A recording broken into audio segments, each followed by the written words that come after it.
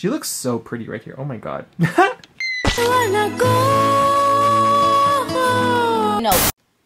Hey guys, welcome back to my channel, and today we are going to be looking at none other than Monster Ball Cleo de Nile. If you guys did not watch my Claudine review, I'm going to link it down below, but I wanted to show you what Sweet 1600 Claudine and Monster Ball Claudine look like wearing each other's outfits. So here are both Claudines in the vice versa fits. I think they actually look really good on both of them. On the G1 doll, it looks really good, but it is really baggy on them because they have smaller bodies. And something that surprised me the most was that the shoes actually fit her like really well. For her, she's not really fitting inside of this outfit at all. I've made it work because of an elastic band, but yeah, she's just hanging in there for her life at this point. The shoes obviously don't fit to see both of them together in their little fits. If you guys are wondering where I got Cleo, she was from Polsmart. She was actually on the website, and she keeps going in and out of stock. If you are in California, if you go to the Frankincense collectible kind of like thingy that they have there, Polsmart has a booth. You can get this collection IRL if you really want to get any of them. At the time of this recording, Cleo, Claudine, and Dracula are still sold out on the website. If you go to the physical store at Frankincense, you'll be able to get them if they have them in stock. Now, this doll I believe is going to retail for $29.99 USD when she is actually at like a Target or Walmart. I'm very excited to get this Cleo open because I really want to see how she is, and I also want to know if her hair is saran or if it's poly. Now, I don't know what happened, but Cleo was supposed to have bangs in this doll, as you can see in her artwork down below. I might try to give her bangs. I'm not sure. It really depends on how her hair is, if she has a part line at all. But guys, let's look at Cleo's boxer quickly so we can get her open and start to see what she comes with. So just like Claudine and all the rest of the dolls that are going to be in this collection, Cleo comes with a bunch of party accessories. And as for Cleo's like kind of glare with the disco ball, like I mentioned in Claudine's review, it isn't as bad because of the way they position more to this side rather than how Claudine was like kind of under it, and Dracula as well. But as you can see, Cleo is smack in the middle. On the top of her box, it says Monster High in gold. It also says her name in a little disco ball right there.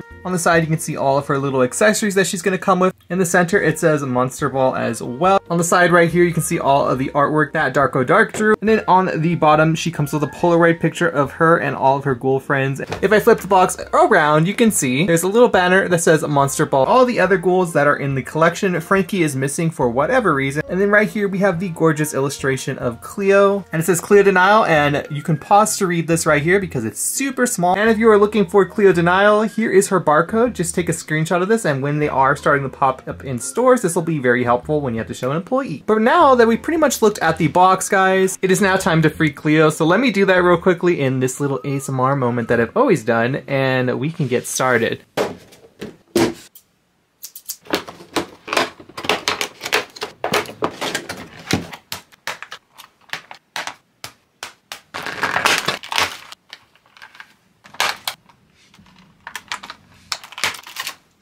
Okay guys, so Cleo is out of her packaging, and I want to show you everything that she comes with first before we start looking at her. Her first accessory is the Eye of Horus purse. It's made of a blue plastic and has the eye in the center. It also does open so you can store her next accessory, which is this little pyramid makeup palette. So we have 3 shades in it, and it looks like a little brush as well. And once I close it, you can see all the detail on the little pyramid. And all I gotta do now is put her little compact in there and lock it up like a tomb, and it will never be opened ever again. Her next accessory is this like kind of Cobra Staff, which is actually really cool. Now, I have a really big fear of snake. Like, it was so bad for a long time that I couldn't even look at pictures of snakes nor touch pictures of snakes. So yeah, we've grown. But you can see it's a little cobra, and it's gold, and it has like a little crown on. As you move down, you can see it is the same blue color as Cleo's purse. Next, we have Cleo's headdress, which is really pretty, and it's very detailed. So as you can see, it has like the ears of Anubis on it and a bunch of little spikes as well. Then there is something in the middle that I'm not 100% sure on. If you guys know, let me know if it has any significance to ancient Egypt. But there's also a bunch of color like blue, red, and purple, and it's actually the same colors that are in her makeup palette. From the back, it is kind of sad looking because there's no paint, and you can see like where all the indents are. Next, we get Cleo's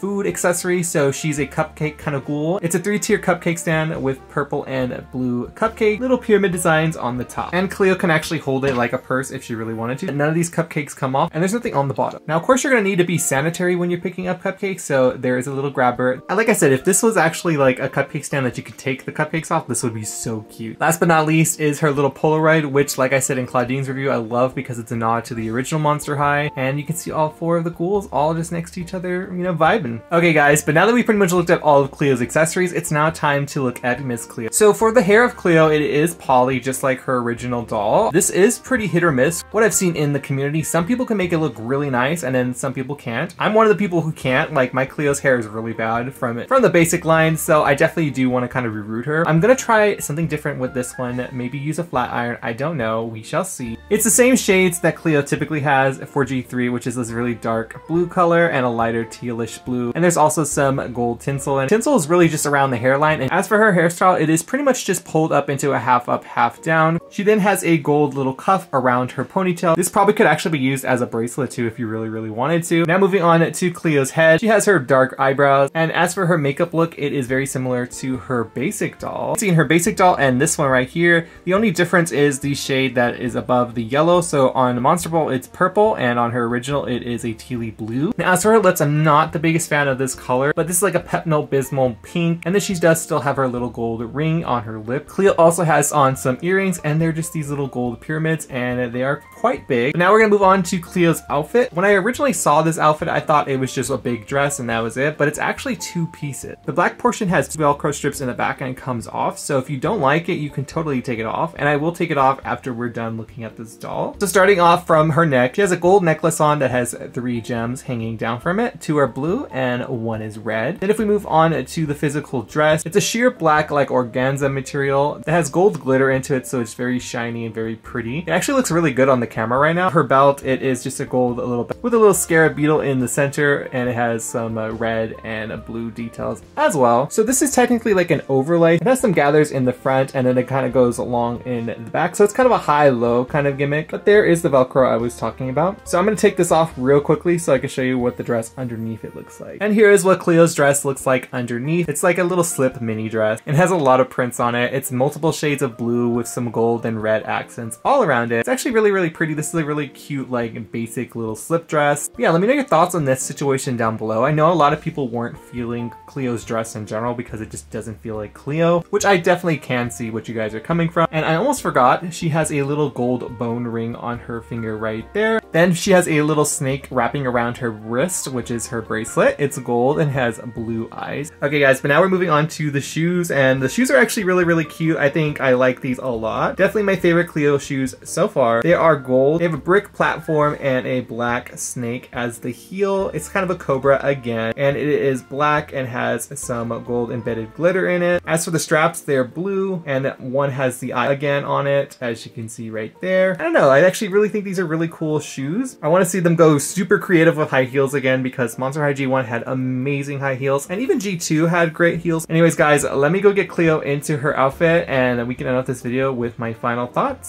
So I did put the headdress on Cleo. It isn't the best fit because of the half up, half down style, and also it isn't really pliable plastic, so it is really hard plastic. So you got to be very careful when putting this on her. I did mess up her hair by doing it because, you know, it was really difficult. But it's on her now, so this will do until I decide to do her hair. But yeah guys, that is pretty much Cleo's review. I want to know your guys' thoughts on her down below. Once again, I got this doll from Paul Smart's website. She is also popping up in the physical store at Frank & Sons in California if you live there. Now honestly, this Cleo is actually really pretty, but I don't see her worth $29 just because the materials they chose to make her dress out of. Like, I can't put my finger on it, but something's off.